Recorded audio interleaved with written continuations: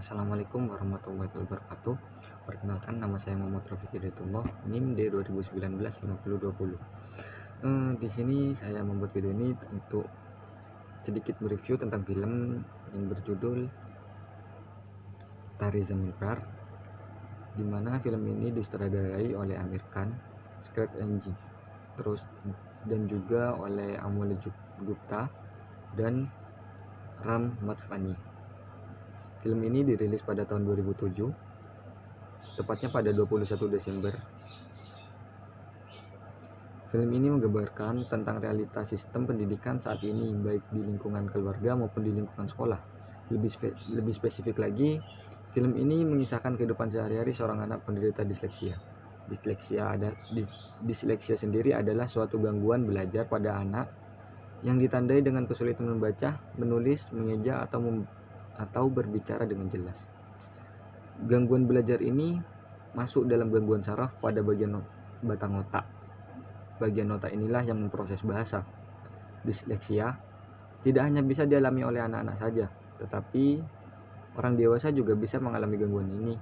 Meski pengidapnya biasa mengalami kesulitan dalam belajar, disleksia tidak dapat dijadikan tolak ukur tingkat kecerdasan seseorang. Bahkan, kecerdasan anak penderita disleksia dapat melebihi kecerdasan anak-anak normal pada umumnya. Film ini menyampaikan banyak sekali pelajaran yang dapat dipetik. Salah satunya adalah memahami lebih dalam tentang disleksia, serta penanganan yang tepat bagi penderitanya. Film ini sangat sederhana, tapi benar-benar menyentuh. Kisahnya tentang seorang anak berumur 9 tahun yang bernama Ihsan. Ia merupakan siswa kelas 3 yang payah dalam urusan apapun di sekolahnya. Itu dikarenakan ia tidak bisa membaca ataupun juga menulis. Dia selalu melihat dunia dengan imajinasinya. Setiap pelajaran yang ia ikuti selalu mendapatkan nilai jelek, yang membuat guru-gurunya merasa kesal. Terlebih lagi, dia sering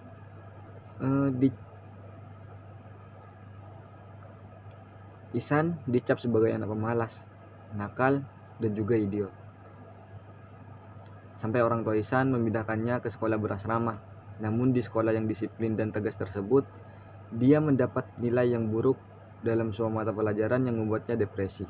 Dia juga merasa sedih karena harus tinggal jauh dari keluarganya. Sampai akhirnya ada seorang guru baru bernama Ram Sangkarnikum. Guru Ihsan yang bernama Ram ini melatih Ihsan sedikit demi sedikit dengan cara melatih membaca, menulis, melukis, dan belajar menghitung dengan cara yang berbeda. Hingga akhirnya Ihsan bisa seperti layaknya anak-anak lain. Ram kemudian mengadakan lomba melukis yang diikuti oleh semua siswa dan guru-guru di sekolah itu. Tetapi pada saat itu Ihsan menghilang. Lalu Ram mencari Ihsan dan menanyakannya kepada sahabat Ihsan yang bernama Rajan. Tetapi dia tidak tahu di mana Ihsan berada. Dan setelah itu Ihsan datang untuk mengikuti perlombaan tersebut. Kemudian Ihsan melukis dengan imajinasinya. Setelah itu juri pun menilai.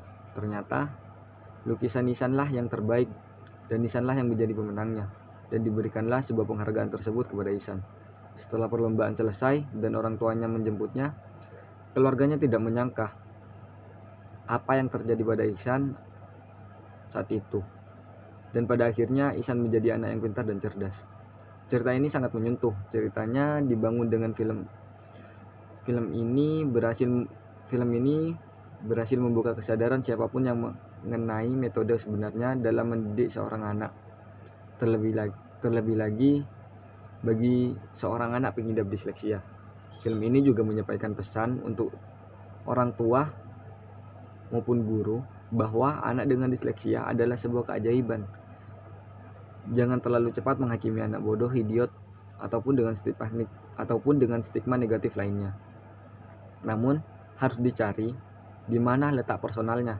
Menjadi seorang guru bukan hanya sekedar untuk mengajar mata pelajaran, memberi soal-soal dan tugas, tapi mendidik dengan hati. Setiap anak itu spesial dengan kemampuannya masing-masing. Sebagai orang tua, bahkan guru di sekolah. Tidak bisa hanya memarahi mereka begitu saja ketika mereka melakukan kesalahan.